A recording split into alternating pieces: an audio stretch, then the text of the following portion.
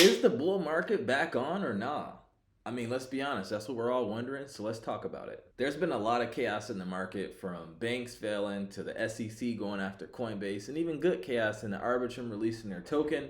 It's just been a lot going on. So in this video, I'm going to give you my updated view of the markets. We're going to talk about the Federal Reserve and when I see them pivoting or pausing, when I see the market bottoming, when I expect the bull market to come back, and detailed explanations as to why I believe all of these things. And then at the end, I'm going to go over my strategy for how I plan on generating passive income and capital gains during these crazy market times. So without further ado, let's get into it. And before we start, I do have to say that this video should not be taken as financial advice. This video is for your education purposes only. Always do your own research and please speak to your financial advisor before making any investment decisions. So without further ado, let's get into it. So to answer the question, I do not, with 100% of my heart, believe that we are in a bull market. And I think this is just another bear market rally, okay? I think more things are going to break. The Federal Reserve is trying to break things in the economy to cool down inflation. So first, let's talk about these bank failures. We saw Silicon Valley Bank collapse and go bankrupt. We saw Silvergate voluntarily close down their bank after delaying their filing. And then we saw Signature Bank, and this one is a bit of a conspiracy. We saw them being shut down even though they were not insolvent. So the two biggest banks, Silvergate and Signature, have ceased operations. There's only one explanation for this in my mind, and I think that the on and off ramps of crypto are being attacked as the government is afraid of people exiting the closed loop system, which is the American banking system. So let's talk about this. Within the American banking system, there's only a few places that you can go. You can have your money in a bank, you can have your money in a brokerage account, you can have your money in bonds, stocks, commodities, precious metals. You can say real estate, but real estate has a higher barrier to entry and usually need more capital. But it's all a part of the same system, meaning the money never really leaves the system. It just goes to a different part of that same system. However, there is a huge hole in the system that's leaking billions of dollars, and that hole is Bitcoin and crypto. And it's outside of the system because you hold your own asset. The stocks and the bonds and the other assets that you hold, they're actually being held in a brokerage account, obviously, and that brokerage firm is making money by holding it. Versus Bitcoin, you can have Bitcoin in your wallet and no one's making any money off of it. That scares the hell out of them because buying Bitcoin and crypto allows you to opt out of the system. You can carry your Bitcoin and your Ethereum overseas. You can go anywhere in the world and have it in your pocket. It's weightless, it's borderless, it's censorship resistant. You can't do that with a stock or a bond or a piece of real estate. You can do that with gold, but to be honest, they don't even like us holding the actual physical gold. They prefer us to hold the paper gold so they can 100x short it because they hold it in their vaults. And that's why gold is taxed so heavily for us Americans. They're trying to pull the on and off ramps from crypto so that people have nowhere else to go as these banks are going down. The crazy thing is they're trying to blame crypto for these failures. Let's talk about the real reason why these banks are in danger. The real reason is because of the greed on behalf of the executives running these banks, because they did not hedge their long duration bond risk. If these banks had interest rate swaps, aka credit default swaps, on their long duration bonds, meaning as rates went up and bond prices went down, they had interest rate swaps in place to offset or hedge the losses. If that would have happened, none of these banks would be in the danger that they're in right now. And to be honest, they had no reason to not be hedged because Jay Powell has been telegraphing to the market that he's going to continually be raising rates to offset inflation. Even in his last Q&A, he was saying like, hey, we telegraphed to the market that we're going to be raising rates. If you didn't hedge your bond risk, he just shook his head in disgust and said you shouldn't be running a bank. But I'll tell you one thing, if they keep trying to blame crypto for these bank failures and for this systemic risk or whatever the case may be, it's actually only going to create more problems for them, I think. And let me tell you why. They're going to have to admit that it's a threat. And what happens when you try to get Americans to not buy something? Like, look at the prohibition when they tried to ban guns and ammunition. What happened when they tried to do that? The sales of guns and ammunition went through the roof. I can't tell you how many high net worth individuals, like let's say you have $5 billion. I can't tell you how many people there are like that with billions or hundreds of millions of dollars that don't own Bitcoin. If they keep trying to pull that card, those people are going to be like, I just thought Bitcoin was garbage, but if they're saying it's threatening the banking system, maybe I should take another look at it. That's all that's going to happen. And then they'll probably try to pull the Patriot card and say, hey, it's not American to own Bitcoin and crypto. You should own dollar denominated assets. Don't buy that shit, please. And they're probably also going to try to demote self-custody and point to all the hacks that's happening with FTX, even though that's CeFi and not DeFi, and try to get you to store your crypto on their platforms so that they can generate money off of it. Don't buy it. Okay, let's keep going on the Fed here. So if you haven't heard, they increased their balance sheet by $300 billion to help bail out these banks. Now, they're trying to say it's not QE, but how is it not QE when you printed money out of thin air? It's definitely QE. I think they chose to bail out the banks because they rather have businesses fail versus banks, because banks are where people hold their money and they don't want to put the US dollar or our currency in danger. So it actually makes sense. But I'm focused on June. So if we saw after that, and I'll tell you why here in a bit. We saw after that the Fed raised interest rates another 25 basis points. The reason why I'm focused on June is because I think we have one more hike next month, and then I think in June they're gonna pause. Let me tell you why. Given all this banking contagion, the banks are most likely going to pull back on their lending anyway, which will create a further slowdown in the economy. And they're probably going to charge more for their loans as well to try to get paid for the increased risk, since they're taking such a beating on their bond portfolios. And according to some reports, the effects of that could be equivalent to a 1.5% interest rate hike. And this accomplishes the same goal because that's exactly what the Fed is trying to do. They're raising rates so they can pull more money out of the system by making it more expensive to borrow and also increasing the cost of debt. Now, I talked about focusing on June, and here's why. I think June is going to be when the market actually bottoms, and for 3 reasons. First one is June is historically one of the worst months for crypto. 2, that's what most of the institutions are predicting for the crypto market to bottom. And 3, contrary to what you might think, it makes sense as to why you would believe, like, okay, as soon as the Fed pivots or lowers rates, that's when the market will turn back green. But that's actually not what happens historically. So if you go back to 1969, it shows when the Fed pivoted and started to lower the rates. So this is the S&P 500, and then this is the federal funds rate. So you can see when the Fed paused, you see the straight line a little bit, and then dropped interest rates. We saw the market drop 36%. 1973, same thing happened. When they dropped rates, we saw the market drop and bottom out. 1981, same thing. When the Fed pivoted and lowered the federal funds rate, we saw the market drop again. Going back to 2000, the dot-com boom. The Fed pivoted, interest rates dropped. We saw the S&P drop 51%. 2007, same thing. We saw the Fed pivot, federal funds rate dropped. We saw the market drop 58%.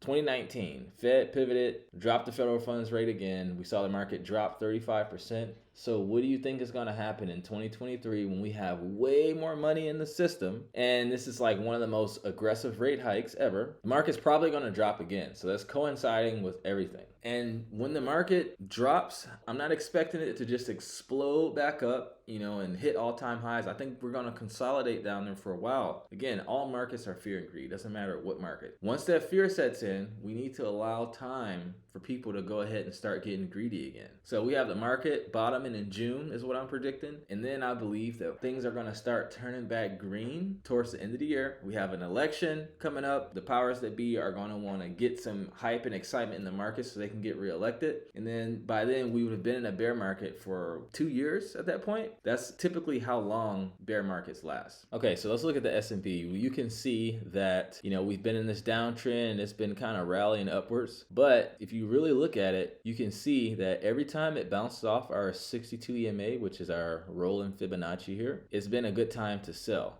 Like here, and now here we are bouncing off it again. I still think we have to get into this box. Let's look at the Dow Jones. We've been in this downtrend. We had this major pump, but we retested this zone as resistance instead of as support. So now the Dow isn't able to hold above this level. So it looks like we're about to break down here. We're retesting the 62 and our 200-day as resistance. It's a sign that it's probably going to go down. And if we look at the NASDAQ, see the same thing playing out. I'm not even going to go into it. But more importantly, Let's look at Apple. Apple makes up most of the weight in the S&P, and I've already covered in previous videos that every time Apple drops, the S&P drops. Apple has been in this descending channel, and now we're at the top of the channel again. Every time we've been at the top of this channel, it's been a good time to sell, and it drops lower every time. When it was here, it dropped to here. When it came back up, it dropped to here. When it came back up again, it dropped even lower. So now we're coming up, not as high. Where do you think we're gonna go? And if Apple continues to go down, where do you think the rest of the S&P is gonna go? Like, Apple is the largest technology company in the world. Now let's look at Bitcoin. So we got Bitcoin here rallying up to 27,000, 28,000. And a lot of people are thinking like, oh, the bull market's back on. Don't buy it. It's a relief rally, and let me go over why. So if you look back to the 2017 bull market, we saw Bitcoin dropped 84%, give or take roughly 88% from high to low for a full correction. But now, if we look at this cycle, from high to low, it's only 77%. Probably got a little bit more room to go, especially since we're in a recession. Like, this is Bitcoin's first time going through a proper recession. The past 10 years that Bitcoin's been going up and up and up, the Fed's been printing more and more and more money. If you look here, we saw Bitcoin drop, and it went up pretty high, and then it dropped. And like we always say, the market likes to test between ceilings and floors. It was support here, this 30K level, then it broke it. And now it has to test that strong support as resistance before it can make its way down.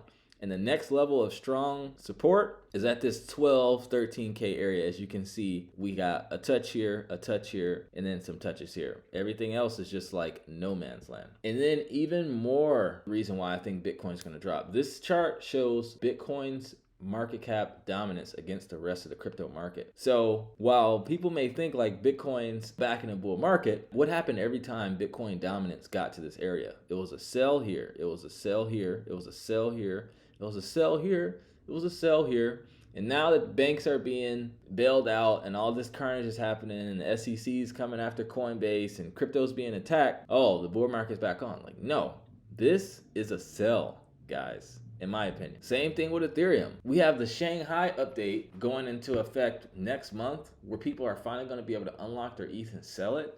You think no one's going to realize some profits or take some ETH off the table?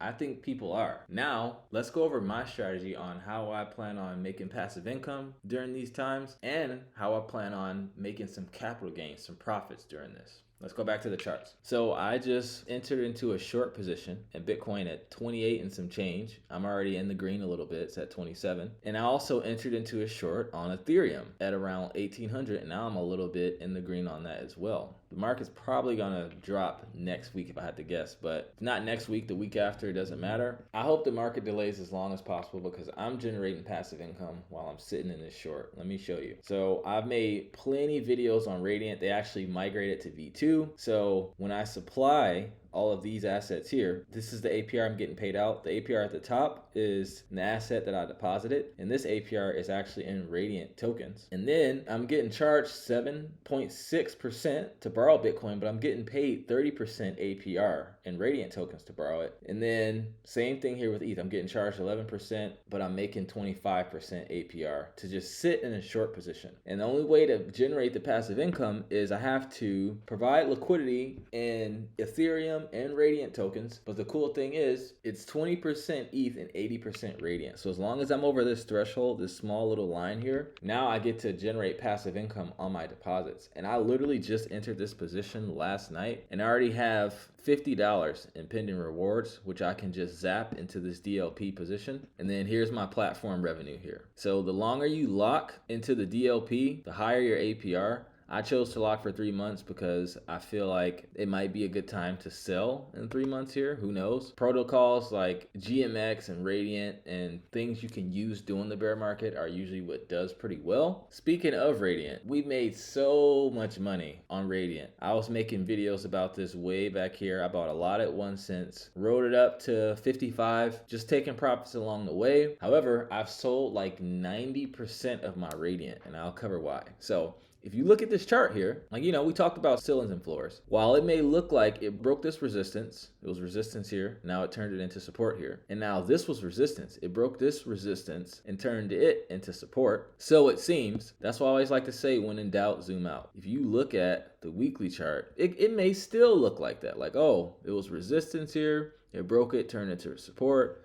Now it broke this resistance and turned it into support. Keep in mind, they just launched V2, and they've been talking about it for a while. So it's probably a buy the rumor, sell the news kind of event. So I'm glad I sold most of it, but not all of it, because you never know. Let's go to the monthly. Look at this chart. They haven't had a down month in almost a month. So in my opinion, I think we're going to come back down to 20 to 21 cents, and I think that'll be the new support. When and if it goes back down there, that's when I'll start buying back in addition to the radiant that I'm earning from sitting in my short position and providing liquidity on Balancer. So I'm super bullish on Radiant. I think they're a solid protocol. In addition to shorting Bitcoin and Ethereum, I'm also providing liquidity and planning on making passive income while I'm buying the dip. So you make money off of volume on Uniswap V3, obviously. So I'm expecting Ethereum to drop back down to at least 1100, even though I think we're going to go back sub 1,000 one more time, one more leg down. I've been saying it for months. I still think that's going to happen. So I provided liquidity out of range from the price of 1,751 all the way down to 1,199. So as soon as price starts to enter that zone, it's going to be buying ETH for me, as well as generating passive income, because I'm acting as a market maker. So I have a few of these ranges set up here, and I'm